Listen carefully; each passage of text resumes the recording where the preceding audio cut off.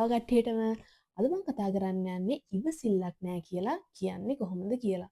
මේක අපි සාමාන්‍යයෙන් කියනවා නම් මට නම් ඉවසිල්ලක් නැහැ කියලා අපිට කියන්න පුළුවන් non vedo l'ora. non vedo l'ora. අපිට එහෙම කියන්න පුළුවන්.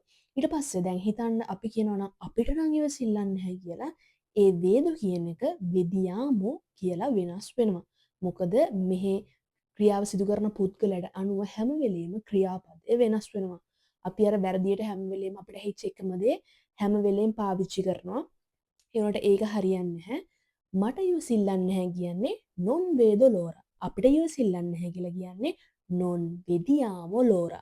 ඊට පස්සේ අපිට මේ විදිහට අපිට හැම ක්‍රියාපදයක්ම වෙනස් කරන්න පුළුවන් මේ ක්‍රියාව සිදු කරන පුද්ගලයාට අනුව.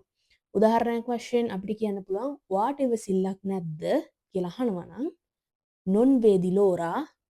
non vedi l'ora. ඊට පස්සේ ඔයාලට ඉවසිල්ලක් නැද්ද? non vedete l'ora. non vedete l'ora. ඒ වගේ අහන්න පුළුවන්.